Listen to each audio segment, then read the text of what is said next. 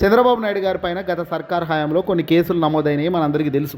ఆ కేసులు ఏపీసీఐడి నమోదు చేసినవే, విచారణ కూడా చేశారు వాళ్ళే, ఛార్జ్ షీట్లు ఫైల్ చేశారు. ఆ ఫైల్ చేసిన సందర్భంలో తప్పులు జరిగాయి అనే విషయాన్ని ఫైండ్ చేసింది.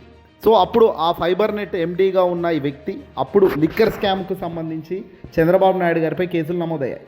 ఈ అంశాలన్నిటిపైన సిఐడి తాజాగా ఆంధ్రప్రదేశ్కు సంబంధించి ఏసీబీ కోర్టులో ఫైనల్ రిపోర్ట్ను దాఖలు చేసింది. ఈ కేసులకు సంబంధించి అప్పుడు కంప్లైంట్ చేసిన అధికారులు, ఐఏఎస్ అధికారులు కేసులు ఎత్తివేయడానికి మాకు ఎటువంటి అభ్యంతరం లేదు అనే విషయాన్ని ఏసీబీ కోర్టుకు చెప్పిన నేపథ్యంలో ఆ కేసుల్ని ఎత్తివేస్తూ ఏసీబీ కోర్టు కూడా నిర్ణయం తీసుకుందట. సో ముఖ్యమంత్రి చంద్రబాబు నాయుడు గారిపై ఉన్న కేసులు, ఆ వ్యక్తి తనపై ఉన్న కేసుల్ని తన దగ్గర పనిచేస్తున్న అధికారులు ఆయా కేసుల్ని వెనక్కి తీసుకునేలా చేసి, లేకపోతే వాళ్ళే తమ దగ్గర ఆధారాలే లేవు అని చేతులు ఎత్తేసేలా చేసి వాళ్ళ నుంచే కేసు, ఎవరైతే కేసు పెట్టారో, ఏ సిఐడి అయితే కేసు పెట్టి ఛార్జ్ షీట్ దాఖలు చేసిందో వాళ్ళ నుంచే వెనక్కి తీసుకునే ఒక స్కెచ్ బ్రహ్మాండంగా వేశారు. ఆ కేసు రద్దు చేసుకునే ప్రయత్నం ముఖ్యమంత్రి చేయడం సరైందే కాదు అని అధికార దుర్వినియోగం పాల్పడటమే అవుతుంది. ఇదంతా కూడా ఇది చంద్రబాబు ప్రమేయం లేదు, తెలుగుదేశం పార్టీకి సంబంధించిన పెద్దల ప్రమేయం లేదు, ఇదంతా జరిగే పని కాదు. ఇది ఎవడి చిన్నపిల్లని అడిగినా చెప్పే పని. ఇక్కడ చంద్రబాబు నాయుడు గారి బెయిల్ పైన ఉన్నారు. మొదటిగా చంద్రబాబు నాయుడు గారు ప్రస్తుతం అధికారంలో ఉన్నారు, ముఖ్యమంత్రి హోదాలో తాను బెయిల్ పైనే తన రాజ్యాంగాన్ని కాపాడే ఒక బాధ్యతలో ఉన్నారు. స్కిల్ స్కామ్ డెవలప్మెంట్లో ఆయన అడ్డంగా దొరికిపోయారు చంద్రబాబు నాయుడు గారు. అప్పుడు 53 రోజుల పాటు జైలుకు కూడా వెళ్ళొచ్చారు ఈ స్కిల్ స్కామ్ కేసుల్లో. బెయిల్ ఇచ్చేందుకు బలమైన ఆధారాలు ఉండడం వల్లే ఆ రోజు మధ్యంతర బెయిల్ కానీ ముందస్తు బెయిల్ కానీ ఏవి కూడా ఆయనకు అరెస్ట్ చేసిన వెంటనే రాలేదు. 53 రోజుల పాటు బెయిల్ రాలేదు. చివరికి హ్యుమానిటేరియన్ గ్రౌండ్స్ కింద పోయి ఆరోగ్యం బాగాలేదు అని చెప్పి చివరకు బెయిల్ తీసుకొచ్చే ప్రయత్నం చేశారు. అప్పుడు ఆ తర్వాత రెగ్యులర్ బెయిల్ వచ్చింది, అది వేరే విషయం. కానీ ఇక్కడ బెయిల్ పైన ఉన్న ఒక మనిషి, ఆయన ముఖ్యమంత్రి కావచ్చు, ప్రధానమంత్రి కావచ్చు, సీఎం కావచ్చు, పిఎం కావచ్చు, సామాన్యుడు కావచ్చు, చట్టం ఎవరికి చుట్టం కాదు అంటుంటారు, చట్టం అందరికీ సమానమే అంటారు.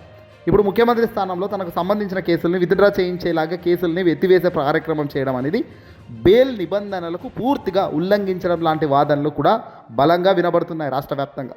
చంద్రబాబు నాయుడు గారు ఒక పెద్ద తప్పు, పెద్ద ముప్పు తెచ్చుకునే కార్యక్రమం ఇదంతా కూడా. ఇదే నేపథ్యంలో కేసులకు సంబంధించి అసలు ఎందుకు ఎత్తేశారు, ఏ గ్రౌండ్స్లో ఎత్తేశారు, ఎత్తివేతకు సంబంధించి తమకు అసలు నిర్ణయాన్ని ఏసీబీ కోర్టు బయట పెట్టాలి కదా, అలా పెట్టడం లేదు. ఏసీబీ కోర్టు చెప్పిన తీర్పు ఏంటో బయట పెట్టాలి, సమాజంలో ఉంచాలి. కానీ ఈ పని అది చేయడం లేదు.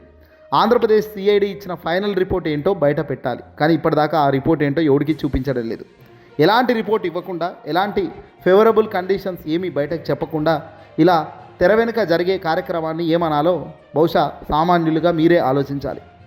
ఇక బేవరేజెస్ కార్పొరేషన్కి సంబంధించి అధికారులు ఏసీబీ కోర్టుకి ఏం చెప్పారు, బయట పెట్టాల్సిన అవసరాలు ఉన్నాయి.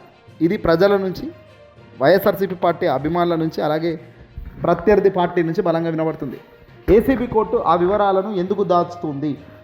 ఇటీవల ఓ రైల్వే ఉద్యోగి ఈ అంశం పైన, కొండలరావు అనే రైల్వే ఉద్యోగి ఏసీబీ కోర్టుకు వెళ్ళారు. ఏసీబీ కోర్టుకు వెళ్ళి చంద్రబాబు పైన నమోదైన కేసుల్ని ఎత్తివేయడం వెనక ఉన్న రీజన్స్ ఏమిటో మాకు చెప్పాలి అని కోర్టులో కాపీలను మాకు ఇవ్వాలి అంటూ అడిగారు.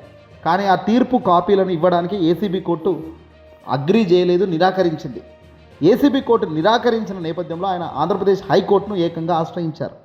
ఆంధ్రప్రదేశ్ హైకోర్టులో ఈ అంశం పైన జై భీమ్రావు భారత్ పార్టీ అధ్యక్షుడు, సీనియర్ అడ్వకేట్ జేడీఎస్ రవికుమార్ గారు వాదనలు వినిపించారు.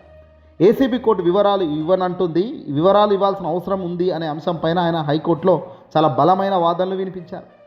ఈ ప్రతి కేసు సంబంధించి ఆ పిటిషన్ ఎవరైతే క్లైంట్ చేశారో, ఆ కంప్లైంట్ చేసిన తర్వాత దీనికి సంబంధించిన ఏ రకంగా అవినీతి జరిగింది, ఏ రకంగా అక్రమాలు జరిగాయి అనే దానికి సంబంధించి 164 స్టేట్మెంట్లను మెజిస్ట్రేట్ దగ్గర రికార్డ్ చేశారు.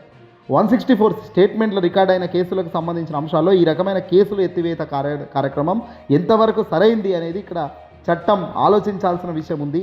ఇది చట్టానికి పూర్తిగా విరుద్ధంగా, వ్యతిరేకంగా జరుగుతున్న ఒక పెద్ద కార్యక్రమం అని ఆయన కోర్టులో వాదించడం జరిగింది. ఏసీబీ కోర్టు ఏ గ్రౌండ్స్ కింద అసలు ఈ కేసును ఎత్తేస్తుందనే దానిపైన కూడా ఈ జాడ శ్రవణ్ కుమార్ గారు హైకోర్టు ముందు వాదన, విజయవాడలో ప్రజాప్రతినిధుల కోర్టు ముందు ఆయన వాదనలు గట్టిగా చేశారు. దీంతో ఆంధ్రప్రదేశ్కు సంబంధించి ఈ ప్రశ్నకు ఏసీబీ కోర్టు ఆన్సర్ చెప్పాల్సిన అవసరం ఉంది. కాబట్టి ఈ అంశం పైన ప్రభుత్వానికి సంబంధించిన న్యాయవాదులు హైకోర్టులో వాదనలు వినిపిస్తున్న సందర్భంగా పూర్తి వివరాలు ఇవ్వడానికి మాకు కొంత సమయం కావాలి అని అడిగారట. సో హైకోర్టు కూడా ఆక్షేపించింది.